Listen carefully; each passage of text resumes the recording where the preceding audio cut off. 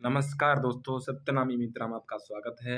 मैं कमलकांत आपका हार्दिक स्वागत एवं अभिनंदन करता हूँ अपने यूट्यूब चैनल सत्यनाम ई मित्रा पर। दोस्तों आज हम जो बात करने वाले हैं, एम्स में जो वैकेंसी निकली है, एम्स गोरखपुर में जो वैकेंसी निकली है, उनके बारे में डिटेल से बात करने वाले हैं। इनका जो एडवर्टाइजमेंट है दोस्तों 28/10 यानी 28 अक्टूबर 2023 को जारी हो चुका है, जो आपके सामने उपस्थित है, लगा हुआ है, आप देख सकते हो। और आगे इसमें डिटेल से चर्चा करते हैं, किस तरह की क्या-क्या पोस्ट दी गई हैं, सबके बारे में डिटेल से चर्चा करने वाले हैं दोस्तों। इसमें जो भी पोस्ट आपको दी गई हैं, आपके सामने दिखाई गई हैं और बात करते हैं इसमें फर्स्ट में, तो क्लिनिकल ट्यूटर की है, जिसमें क्लिनिकल ट्यूटर इंस्ट्रक्टर की हैं और लेवल 10 पे मैट्रिक्स पे ये पोस्ट है। 56,100 से सैलरी स्टार्ट होती है, 1,77,500 रुपए की अ, अंतिम सैलरी रहने वाली है दोस्तों इसमें। और टोटल इसकी 15 पोस्ट हैं। आगे चलते हैं स्टाफ नर्स ग्रेड से फर्स्ट की, तो इसमें लेवल जो 8 की रहने वाली सैलरी, इसमें लेवल पे मैट्रिक्स 7 रहने वाला है इसमें। और 47,600 से 1,51,100 रुपये सैलरी रहने वाली है। सबसे ज़्यादा पोस्ट इसी में है, 57 पोस्ट इसके अंदर। ऐसे ही आगे बात चलती है, तो मेडिकल सोशल वर्कर है, वो 7th पेपर है और उसकी सैलरी 44,900 से 1,42,400 रुपये सैलरी, एक पोस्ट है इसके अंदर। असिस्टेंट एनएस की 6 पे है, लेकिन एक पोस्ट है इनकी सारी, और ज़्यादातर जो पोस्ट हैं एक ही सिंगल पोस्ट है। स्टोर कीपर है, एक पोस्ट है। हॉस्टल वार्डन की एक पोस्ट है। आगे चलते फिर लैब अटेंडेंट की पोस्ट हैं, 8 पोस्ट हैं और कैशियर की भी 2 पोस्ट हैं। आगे इनमें सारी डिटेल्स चर्चा करेंगे। आगे चलते हैं फिर लोअर डिविजनल जो क्लर्क है, एलडीसी जो है, उसकी भी एक पोस्ट है। इसमें भी 7th पे ग्रेड है, 19,900 से 63,200 रुपये सैलरी है। और आगे चलते हैं बात, थर्ड नंबर पे जो बढ़िया पोस्टों में है वो है 40 पोस्ट हैं इसमें। और हॉस्पिटल अटेंडेंट ग्रेड 3rd है, नर्सिंग ऑडिटरी है, उसकी है 18,000 से सैलरी स्टार्टिंग है इसकी, और 56,900 रुपये सैलरी है। 40 पोस्ट हैं इस तरह, कुल हम 142 पोस्ट हैं। सॉरी, इस पोस्टों में आगे चल के डिटेल्स चर्चा करने वाले हैं। आगे फर्स्ट जो पोस्ट है हमारी, ट्यूटर या टेक्निकल स्ट्रक्चर की पोस्ट है। इसके अंदर जो ग्रेजुएशन डिग्री मांगी है, ग्रेजुएशन डिग्री में आपके बीएससी नर्सिंग डिग्री होना अनिवार्य है, और साथ ही साथ रजिस्टर होना चाहिए नर्सिंग मिडवाइफरी में का डिप्लोमा हो, तो भी कुछ दिक्कत नहीं है, आप फॉर्म भर सकते हो। 3 ईयर का एक्सपीरियंस मांगा है इन्हें। आपने जो 3 ईयर का एक्सपीरियंस हो तो अच्छी बात है। उसके अलावा आपके पास मास्टर डिग्री हो, जैसे एमएससी नर्सिंग हो, और उसके अलावा 3 साल का टीचिंग का एक्सपीरियंस हो, पीएचडी या एमफिल हो, तो और भी बेटर है। ठीक है सर। इसमें जो एज का क्राइटेरिया कहा है 50 वर्ष तक आप इसको फॉर्म को भर सकते हो। जनरल की जो पोस्ट है इसमें 18 पोस्ट हैं, सॉरी, कुल टोटल जो पोस्ट है इंस्ट्रक्टर की 15 पोस्ट हैं, लेकिन इसमें जो अपने जनरल की जो पोस्ट है 8 पोस्ट है, ईडब्ल्यूएस की 1 है और ओबीसी की 3 है, एसटी की 1 है और एससी की 2 हैं। ऐसे ही पीएच और विकलांग की 1 पोस्ट है। इसमें कंप्यूटर बेस्ड टेस्ट होने वाला है। आगे बात करते हैं दूसरी जो पोस्ट है, स्टाफ नर्स ग्रेड फर्स्ट है, लेवल पे मैट्रिक 7th में रहने वाली है, और 47,600 से सैलरी 1,51,000 तक सैलरी रहने वाली है। इसमें आपको बीएससी नर्सिंग होनी चाहिए, 4 वर्ष का जो डिप्लोमा वो होना चाहिए, डिग्री सॉरी वो होना चाहिए, और उसके अलावा आपको 3 ईयर का एक्सपीरियंस मांगा है। उसके अलावा आपके जो डिज़ायरेबल है, ability to use computer hand and experience in office application, इसमें कहा कि आपकी इच्छा अनुसार, ये योग्यता आपकी इच्छा अनुसार है, आपके पास हो या ना हो कोई दिक्कत नहीं, आप फॉर्म फिल कर सकते हो। इसी तरह जो ऊपर आपको हमने बताया कि ट्यूटर या इंस्ट्रक्टर जो वैकेंसी है, उसमें भी ये चीज़ कही गई कि एमएससी नर्सिंग हो या 3 साल का एक्सपीरियंस हो या एमफिल हो, तो वो भी डिज़ायरेबल है और ये भी डिज़ायरेबल है इस पोस्ट में। आगे बात करें स्टाफ नर्स की जो वैकेंसी है, इसके अंदर एज क्राइटेरिया जो रखा है 21 वर्ष से 35 वर्ष रखा है। कुल जो पोस्टें इस स्टाफ नर्स की 57 पोस्ट हैं, जिसमें 25 जनरल की हैं और 15 पोस्ट ओबीसी की हैं, 5 ईडब्ल्यूएस की हैं, 8 एससी की हैं, 4 एसटी की हैं। इसमें भी वही कंप्यूटर बेस्ड टेस्ट होने वाला है। 3 इसमें पीडब्ल्यूडी की हैं, यानी पीडब्ल्यूडी की मतलब विकलांग की पोस्ट है, पीएस विकलांग की जैसे बोलते हैं। आगे बात करते हैं मेडिकल सोशल वर्कर की। इसमें आपको क्या कहा है कि 7th पे पर सैलरी रहने वाली है इसमें, यानी 44,900 से 1,42,400 रुपये सैलरी रहने वाली है। इसमें 18 से 35 वर्ष तक आप इसमें फॉर्म भर सकते हो। ये उम्र एज क्राइटेरिया है। आगे बात करते हैं इसमें एजुकेशन क्वालिफिकेशन की। तो MA masters in social worker में होना चाहिए, ये डिग्री होना चाहिए। मास्टर इन सोशल वर्कर में आपकी डिग्री होनी चाहिए और 5 ईयर एक्सपीरियंस इन गवर्नमेंट और private sector hospital of minimum 500 bed, यानी 500 बेड का प्राइवेट या गवर्नमेंट हॉस्पिटल का एक्सपीरियंस होना अनिवार्य है। Health agency probably dealing with the medical public health, यानी आपकी जो पब्लिक हेल्थ पब्लिक स्वास्थ्य के अंदर जो आपको ये एक्सपीरियंस होना चाहिए 500 बेड का और 5 साल का। ठीक है सर। आगे बात करते हैं एबिलिटी की। इसमें डिजायरेबल जो एबिलिटी है वही ऊपर जो एबिलिटी दी है, कंप्यूटर का हैंड और experience in office application, app spreadsheet वगैरह, तो वो आपको डिजायरेबल है। इसके अंदर जनरल की एक पोस्ट है, बस CBT टेस्ट होने वाला है इसके अंदर। सभी के अंदर CBT टेस्ट है, वो तो फिक्स है सभी। अब आता है असिस्टेंट या NS, यानी 21 से 30 वर्ष इसमें एज क्राइटेरिया रखा है। और इसमें जो डिग्री मांगी है recognise degree and computer proficiency, यानी आपके पास में कोई भी बैचलर डिग्री होनी चाहिए और उसके अलावा आप 21 से 30 वर्ष तक एज होनी चाहिए आपकी, और एक जनरल की ओनली पोस्ट है इसमें। आगे बात करें लाइब्रेरियन ग्रेड सेकंड, ये भी सिक्स्थ लेवल सिक्स्थ है इसका सैलरी का, और 7th पे CTC इसमें सैलरी रहने वाली है, यानी 35,400 से 1,24,000 इसमें सैलरी रहने वाली है। साथ ही साथ बात करते हैं इसमें एज क्राइटेरिया की, तो 21 से 30 वर्ष इसमें एज रहने वाली है। जनरल की ओनली एक पोस्ट है।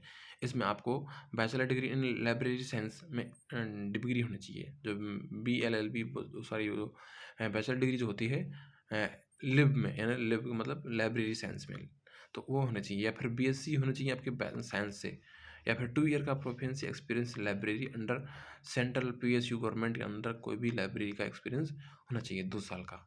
ये आपकी क्वालिफिकेशन हो गई। जनरल की ओनली एक पोस्ट है इसके अंदर। आगे फिर बात करते हैं डिजायरेबल एप्लीकेशन, जो आपको पहले बताया ऊपर, कंप्यूटर कोई भी डिप्लोमा हो चल जाएगा, और उसके अलावा जो कंप्यूटर का एक्सपीरियंस थोड़ा सा चल जाएगा, ना हो तो भी चल जाएगा इसमें। हाँ फुल फिल कर सकते हैं फॉर्म। ठीक है सर। आगे फिर बात करते हैं टेक्निकल असिस्टेंट की जो पोस्ट है। आगे बात करते हैं जो टेक्निकल असिस्टेंट की जो पोस्ट है उसकी 7th पे CTC पर है, और 35,400 से 1,24,000 सैलरी रहने वाली है। 25 वर्ष से 35 वर्ष तक आप इसे फॉर्म भर सकते हो। जनरल की एक पोस्ट है ओनली बस इसके अंदर। ठीक है सर। आगे बात करते हैं BSc नर्सिंग सॉरी BSc होना चाहिए इन मेडिकल लैब टेक्नोलॉजी, यानी जो MLT वगैरह होते हैं BSc उसमें होना चाहिए। लैब टेक्नीशियन में BSc होना अनिवार्य है। साथ ही साथ आपको 5 ईयर का एक्सपीरियंस, 5 साल का एक्सपीरियंस होना चाहिए इन फील्ड। 3 ईयर डिप्लोमा और लैब नेट टेक्नोलॉजी, या तो आपके पास 3-4 साल की ये BSc डिग्री होनी चाहिए लैब से, या फिर आपके इसके अलावा आपके पास डिग्री होनी चाहिए, डिप्लोमा होना चाहिए, और साथ ही साथ एक्सपीरियंस भी होना चाहिए 8 साल का इन फील्ड में। ठीक है सर। उसके अलावा फॉर पोस्ट एथेंसिया BSc होना चाहिए। जो एथेंसिया की जो पोस्ट है उसके लिए आपको BSc और technique equivalent 5 year experience in concern field, और OT टेक्निक जो होती है उस BSc OT से होनी चाहिए, OT BSc से होनी चाहिए, या फिर 5 साल का एक्सपीरियंस होना चाहिए। साथ ही साथ इसमें 12th पास होना चाहिए आप साइंस से, और डिप्लोमा होना चाहिए आपके OT की टेक्निक का, और 8 साल का एक्सपीरियंस होना चाहिए। ये सारी क्वालिफिकेशन है, इसके साथ ही आप फॉर्म फिल कर सकते हो। एक ही पोस्ट है जनरल की ओनली। आगे फिर बात करते हैं इसमें बैचलर स्टोर कीपर की, सॉरी स्टोर कीपर की जो पोस्ट है 7th पे CTC पर है, और 35,400 से 1,24,400 सैलरी रहने वाली है। बैचलर डिग्री होनी चाहिए इसके अंदर, बैचलर डिग्री होनी चाहिए आपके पास में स्टोर कीपर के लिए, और पोस्ट ग्रेजुएट डिप्लोमा हो तो भी आप फॉर्म फिल कर सकते हो। बैचलर डिग्री के अलावा पोस्ट ग्रेजुएशन डिप्लोमा भी होना चाहिए। ठीक है सर। उसके अलावा bachelor degree in material management, या पर बैचलर डिग्री होनी चाहिए मटेरियल मैनेजमेंट में from recognise as any university, और 3 साल का हैंडलिंग एक्सपीरियंस होना चाहिए, यानी संचालन करने का 3 साल का एक्सपीरियंस होना चाहिए। स्टोर कीपर को संचालन किया हो इस तरह कोई एक्सपीरियंस होना चाहिए आपका 3 साल का। ठीक है। आगे बात करते हैं फिर एज क्राइटेरिया की इसके अंदर, तो 18 से 35 वर्ष इसमें एज क्राइटेरिया रहने वाला है, और आगे 2 पोस्ट में ओनली जनरल की। ठीक है दोस्तों। आगे फिर बात करते हैं इसमें सीबीटी रहने वाला। सीबीटी सभी में कंपलसरी है। वो उसके एप्लीकेशन के अकॉर्डिंग रहने वाला है सीटीसी सीबीटी। और आगे बात करते हैं हॉस्टल वार्डन। हॉस्टल वार्डन की सैलरी है 7th पे सीटीसी पे है 35,400 से 1,24,000 तक सैलरी रहने वाली है। ग्रेजुएशन डिग्री होना चाहिए और डिप्लोमा सर्टिफिकेट होना चाहिए हाउस कीपिंग में, तब आप इसको फॉर्म को फिल कर सकते हो। और साथ ही साथ इसमें 2 ईयर का एक्सपीरियंस होना चाहिए handling hostel government reputed government की का कोई भी हॉस्टल आपने अगर संचालन किया है तो हॉस्टल वार्डन का कोई भी एक्सपीरियंस चाहिए ओनली 3 साल का 2 साल का सॉरी 2 साल का, ठीक है जी। आगे बात करते हैं इसमें 35 से 30 से 45 वर्ष 30 से 45 वर्ष आप के बीच में इसको फॉर्म को फिल कर सकते हो। ये उम्र क्राइटेरिया है। 2 साल 2 पोस्ट रहने वाली है इसमें ओनली जनरल की। एक जनरल की है और एक 2 ही पोस्ट है जनरल की ओनली जो पीएच में भी है, ठीक है। सीबीटी रहने वाला है सभी में। और आगे लैब टेक्नीशियन की पोस्ट है, इसमें 12th पास होना चाहिए और डिप्लोमा होना चाहिए लैब टेक्नोलॉजी में, लैब टेक्नीशियन सॉरी, और 12वीं साइंस से होना चाहिए। इसमें फॉर्म भरने की जो अंतिम तिथि फॉर्म भरने की जो एज क्राइटेरिया है 21 से 30 वर्ष है और 8 जो पोस्ट रहने वाली हैं, 5 जनरल की, 2 ओबीसी की, एससी की। इस तरह की पोस्टें हैं डिजायरेबल। अगर आप बीएससी हो लैब टेक्नीशियन से तो भी आप लैब टेक्नीशियन में फॉर्म भर सकते हो। 7th पे सीटीसी पे ये पोस्ट रहने वाली है 29,200 से और 92,300 रुपये सैलरी रहने वाली है दोस्तों, ठीक है दोस्तों। आगे बात करते हैं स्टेनोग्राफर। स्टेनोग्राफर में 12वीं पास होना चाहिए अपने पास। 7th पे सीटीसी पर है 25,500 से 21,100 रुपये सैलरी रहने वाली है। 18 से 27 वर्ष इसमें फॉर्म फिल कर सकते हो आप। एज क्राइटेरिया जो है 18 से 27 वर्ष है। एक पोस्ट है ओनली जनरल की इसमें, ठीक है जी। आगे फिर बात करते हैं आपको इसमें जो आप स्टेनोग्राफर की जो पोस्ट है इसमें 10 वर्ड पर मिनट और 80 वर्ड पर ट्रांसक्रिप्शन की आपकी स्पीड मांगी है स्टेनोग्राफर की। वो कंप्यूटर प्रेफरेंसी पर है। 65 WPS की भी स्पीड है, अलग अलग हैं ये। आपको स्टेनोग्राफर वाले अपने ऑटोमेटिक सब चीज़ समझते हैं इसमें, ज़्यादा कुछ खास नहीं है सुनने को तो उनके लिए तो। लेकिन स्किल जो नॉर्म टेस्ट है उसमें 10 मिनट @ 80 वर्ड पर मिनट, 10 मिनट की जो टाइपिंग रहने वाली है इसमें 80 वर्ड ट्रांसक्रिप्शन पर मिनट रहने वाली है। 50 मिनट इंग्लिश की रहने वाली है। 50 मिनट की जो इंग्लिश की रहने वाली है इसमें 65 word Hindi on computer, Hindi और इंग्लिश की 50 वर्ड की जैसे 50 मिनट की जो टाइपिंग है उसमें 25-25 का दोनों होने वाला है। और 65 वर्ड पर मिनट की इसमें कंप्यूटर की टाइपिंग मांगी है। Excellence command over Hindi in English spoken. और डिजायरेबल जो एजुकेशन क्वालिफिकेशन इसमें एक्सीलेंट होनी चाहिए हिंदी और इंग्लिश की स्पोकन, ठीक है जी। आगे फिर बात करते हैं कैशियर की। कैशियर की जो एसेंशियल जो क्वालिफिकेशन मांगी है, डिग्री मांगी है कॉमर्स से और 2 साल का एक्सपीरियंस मांगा है। 21 वर्ष से लेकर 30 वर्ष तक आप इसमें फॉर्म भर सकते हो। 2 इसमें पोस्ट रहने वाली है ओनली जनरल की। आगे फिर बात करते हैं इसमें lab attendant grade second. Lab attendant grade second के अंदर बात करते हैं तो लेवल 2 पे है और 7th पे सीटीसी पर ये पोस्ट है 19,900 से सैलरी स्टार्टिंग है और 63,200 रुपये तक सैलरी रहने वाली है लैब अटेंडेंट ग्रेड सेकंड में। और इसमें आपको 12th पास होना चाहिए डिप्लोमा, 12th पास होना चाहिए साइंस से और साथ ही साथ MLT का डिप्लोमा होना चाहिए, लैब टेक्नोलॉजी का डिप्लोमा होना चाहिए। साथ ही साथ 2 साल का एक्सपीरियंस होना चाहिए जो डिजायरेबल है, इच्छा अनुसार है। आपके पास हो तो भी फिल फॉर्म कर सकते हो और ना हो तो भी कर सकते हो। लेकिन जो एसेंशियल क्वालिफिकेशन दी है वो ज़रूरी है। ज़रूरी का ये है 12वीं पास साइंस में होना चाहिए और साथ ही MLT का डिप्लोमा होना चाहिए, यानी मेडिकल लैब टेक्नोलॉजी डिप्लोमा होना चाहिए। 18 से 27 वर्ष तक इसमें फॉर्म भर सकते हो। 8 पोस्ट हैं इसमें कुल टोटल, जिसमें 5 जनरल का है, 2 ओबीसी की है, 1 एससी का है। इस तरह कुल टोटल ये पोस्ट रहने वाली है।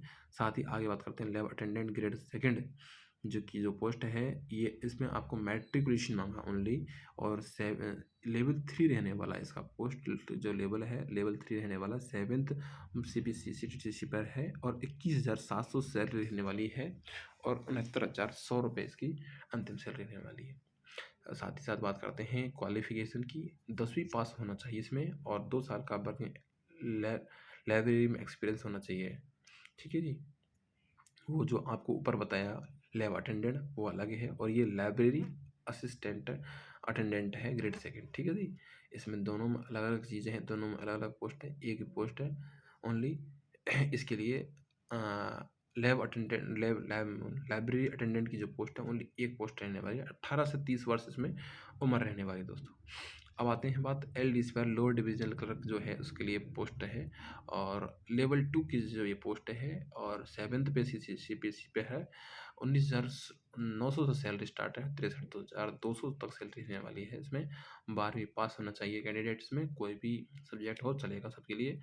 लेकिन इसमें आपको जो स्किल टेस्ट मांगा है, टाइपिंग स्पीड मांगी है 35 वर्ड पर मिनट इंग्लिश के लिए, और 30 वर्ड पर मिनट हिंदी के लिए 10 मिनट की टाइपिंग होने वाली है। 35 और 30 वर्ड जो कंप्रेस्ड स्पीड है 10,500 kbps है ना कि डिप्रेशन पर मिनट होना चाहिए। और मिनिमम जो एवरेज KDPH है, यानी जो ये तो मैक्सिमम है, और मिनिमम या मैक्सिमम और एवरेज जो की डिप्रेशन है वो 9,000 KDPH है, यानी 5 की डिप्रेशन फॉर ईच वर्ड, ठीक है। ये चीज़ उन्होंने मांगी है। बाकी बेसिक कंप्यूटर लिटरेसी जो है वो आपको इच्छा अनुसार है। साथ ही साथ बात करते हैं इसमें एजुकेशनल क्वालिफिकेशन की बात हो गई, साथ ही बात करते हैं इसमें एज क्राइटेरिया की। तो 18 से 30 वर्ष तक इसमें फॉर्म फिल कर सकते हो, और ओनली एक ही पोस्ट है जनरल की इसमें, ओनली जनरल की एक ही पोस्ट है, CBT रहने वाला सभी के लिए। और hospital attendant grade 3rd nursing ordinary की जो पोस्ट है ये अंतिम पोस्ट है। इसके अलावा एक पोस्ट और रहेगा PA की, वो बाद में डिस्कस करेंगे, लेकिन इसको करते हैं पहले फर्स्ट में।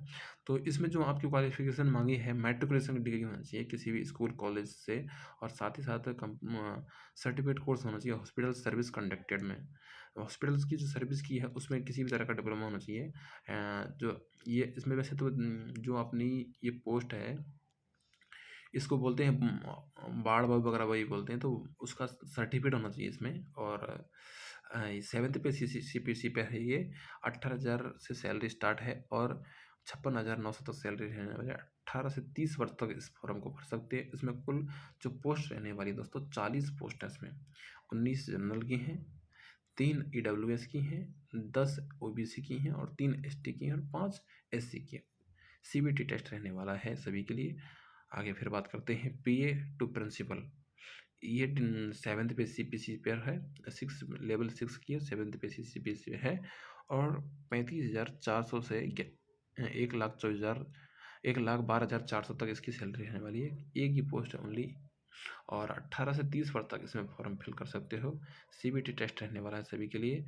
और इसमें जो अपने डिग्री के अलावा एजुकेशन क्वालिफिकेशन में अपने स्किल टेस्ट नॉर्म मांगा है, 10 मिनट की टाइपिंग रहने वाली है, 100 वर्ड पर मिनट ट्रांसक्रिप्शन मांगा है, 40 वर्ड मिनट हिंदी का, और 55 वर्ड पर मिनट जो अपने मांगा है हिंदी कंप्यूटर का, ठीक है जी। हिंदी और इंग्लिश दोनों का अलग अलग मांगा है। साथ ही साथ डिजायरेबल जो एजुकेशन क्वालिफिकेशन है उसमें डिप्लोमा सर्टिफिकेट सेक्रेटरी प्रैक्टिस का होना चाहिए, हो ना हो कोई दिक्कत नहीं, आप फॉर्म फिल कर सकते हो, ये तो इच्छानुसार है। आगे फिर बात करते हैं इसमें आपके फ़ीस की। तो फीस में आपको जो रहने वाला है दोस्तों, इसमें वैसे तो 15,000 रुपये फॉर्म फीस 1500 फॉर्म फीस रहने वाली है जनरल EWS और OBC के लिए। लेकिन आप इसमें 270 रुपये एक्स्ट्रा और 18% GST के साथ लगेगा, जो आपको अभी एडवर्टाइजमेंट में हम दिखा देते हैं। 2 मिनट का ज़रा टाइम दीजिए हमें। इसमें जो आपको बताई गई है इसके फॉर्म की डिटेल भी आपको बता देते हैं। देखो ये फॉर्म फीस है आपके सामने, अभी बता देते हैं फॉर्म फीस का क्या सिस्टम रहने वाला है। और फॉर्म फीस में आपकी तो जो बताया है वही है, लेकिन एक बार थोड़ा इसके बारे में डिस्क्रिप्शन जानकारी दे देते हैं। इसके लिए आप देखिए, जो OBC की और जनरल की जो फॉर्म फीस है वो 1500 रुपये है एक्चुअल में फीस। लेकिन इसमें आपकी 18% की जो GST लगती है, 18% की GST लगकर 270 रुपये और ऐड हो जाते हैं। और इस तरह जो आपकी जो फॉर्म फीस रहने वाली है 1770 रुपये फॉर्म फीस रहने वाली है, ठीक है। उसके अलावा आपकी SC ST की जो आगे SC ST की जो फॉर्म फीस है वो है 1200 रुपये। 1200 रुपये फॉर्म फीस है SC ST की आपकी, और SC ST की जो फॉर्म फीस है 1200 रुपये है। ठीक है जी।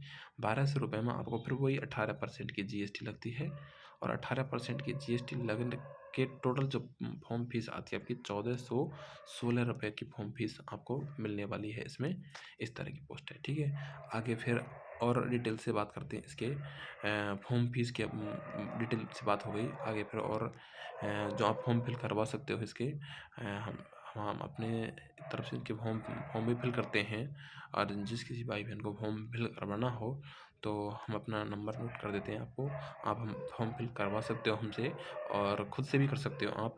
आपके सामने देखो इसकी जो डिटेल है वो आपके सामने है। फ़ोटोग्राफ की जो इमेज की फ़ोटोग्राफ की जो मांगी है 4.5 सेंटीमीटर से 3.5 सेंटीमीटर है, और 200 से 230 पिक्सल की साइज़ मांगी है इसमें। 200 से 230 पिक्सल की साइज़ है, और 20 से 50 के भीतर फॉर्म लगाना पड़ता है, ठीक है। इसके बीच में फ़ोटो होना चाहिए तभी आपका एक्सेप्ट किया जाएगा। साथ ही साथ आगे बात करते हैं इसमें डायमेंशन की 140 से 60 सेंटीमीटर पिक्सल होना चाहिए आपकी सिग्नेचर का है।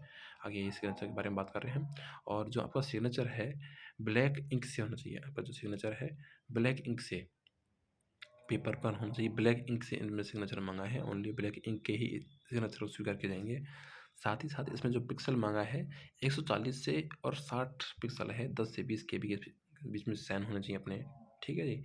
इस तरह की ये आपको दिखी डिटेल। और आगे फिर ऐसी कोई ख़ास चीज़ है नहीं है इसमें अंदर, लेकिन थोड़ा सा ये है कि आप फॉर्म फिल करवाने के लिए अगर आप हमसे फॉर्म फिल करवाना चाहते हो तो आप फॉर्म फिल करवा सकते हो। अगर आपको अभी बता देते हैं इसमें कि आप जो फॉर्म फिल करवाओगे इसकी होम साइट है, इसके थ्रू आप फॉर्म फिल कर सकते हो।